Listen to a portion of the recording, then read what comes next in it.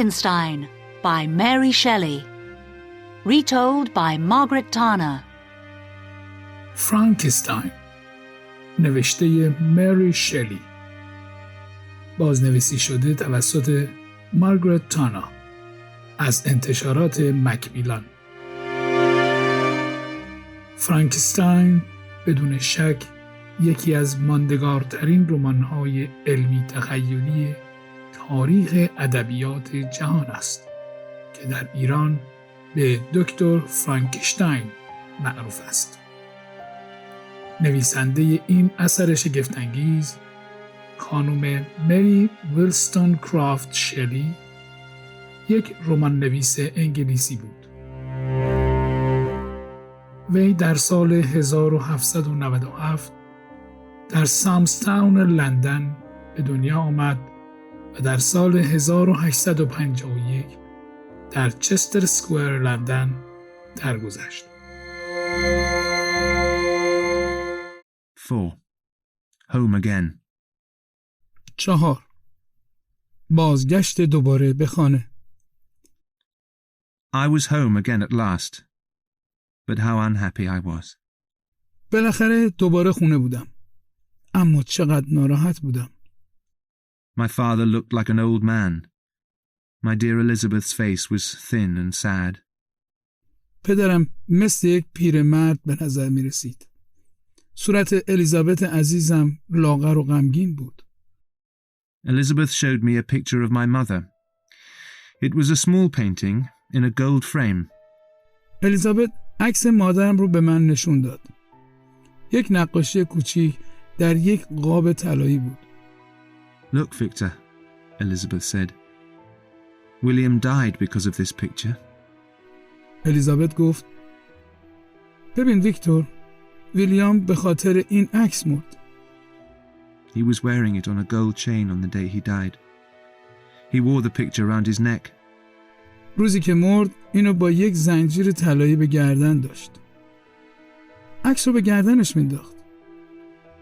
The picture is very valuable. That is why the murderer took it.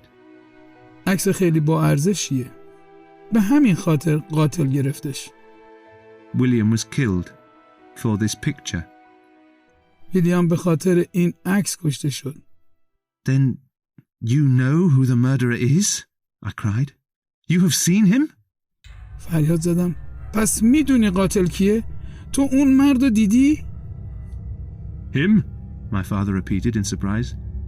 No, Victor. The murderer is a woman. پدرم با تعجب جواب داد. اون مرد؟ نه ویکتور، قاتل یک زنه. She is the young girl who looked after William. We thought she was a good girl, but she killed our dear boy. اون دختر جوونی است که از ویلیام مراقبت میکرد. فکر میکردیم دختر خوبیه، اما او پسر عزیزمون رو کشت. What do you mean? I asked him. I know the murderer. I have seen him. ازش پرسیدم منظورت چیه؟ من قاتل رو میشناسم. من دیدمش. How can you know the murderer? Elizabeth asked me. You have just come back to Geneva, Victor. الیزابت ازم پرسید چطور قاتل رو میشناسی؟ تو تازه به ژنو اومدی ویکتور. No, this picture was found in the young girl's hand. نه، این عکس تو دست دختر جوون پیدا شده. She is guilty. We know she killed William. She is in prison now. اون گناهکاره. ما میدونیم اون ویلیام رو کشته. اون الان تو زندانه. She is not guilty, I cried. فریاد زدم اون گناهکار نیست. I must talk to someone. I must tell what I know. I must go to the prison at once. من باید با یکی حرف بزنم. من باید بگم که چی میدونم. من باید فوراً به زندان برم. You are too late, my father said. She is going to die. پدرم گفت خیلی دیر کردی. اون قراره بمیره. She will be hanged at 10 o'clock this morning. قراره امروز 10 صبح دار زده شه. I must see her, I cried. I know the truth. Someone must listen to me. فریاد کشیدم من باید اونو ببینم. من حقیقت رو میدونم. کسی باید به من گوش کنه. I took a horse and rode as fast as I could to the prison. یه اسب برداشتم و با سرعتی که میتونستم تا زندان تاختم. There were many people standing outside the prison gates. افراد زیادی بیرون دروازه زندان ایستاده بودن. I jumped down from my horse. At that moment the clock struck 10. از اسب پریدم پایین. در همون موقع ساعت زنگ ساعت 10 رو زد. The crowd of people shouted, "She's dead! She's dead!" ازدحام جمعیت فریاد کشیدن. اون مرد! اون مرد! I turned away and my eyes were full of tears. برگشتم و چشمانم پر از اشک بود. 2 innocent people had died. 2 نفر بیگناه مردن. First my brother and now this young girl. اول برادرم و حالا این دختر جوان. They had died because of me. I was a murderer too. اونا به خاطر من مردن. من هم یک قاتل بودم. I returned to the house sadly. But I did not want to stay with my father and Elizabeth. غمگین به خونه برگشتم. اما نمیخواستم با پدرم و الیزابت بمونم. I was afraid to tell them the truth. میترسیدم که حقیقت رو بهشون بگم. I knew the monster had murdered William. میدونستم که هیولا ویلیام رو کشته بوده. And I had made the monster. و من هیولا رو ساخته بودم. I could not live at home with my terrible secret. نمیتونستم با راز وحشتناکم در خونه زندگی کنم. I decided to go away alone. قصد داشتم به تنهایی دور بشم. Perhaps I could forget everything in the beautiful mountains of Switzerland. شاید میتونستم در کوهستان زیبای سوئیس همه چیز رو فراموش کنم. I packed my bags and went into the mountains. ساکم و بستم و به کوهستان رفتم. It was the middle of summer, but the weather was bad. وسط تابستون بود اما هوا بد بود. In the high mountains the wind blew strongly, the rain fell and the air was cold. در کوههای بلند باد با قدرت میوزید. باران میبارید و هوا سرد بود. But I did not care. I went up higher and higher. اما برام مهم نبود.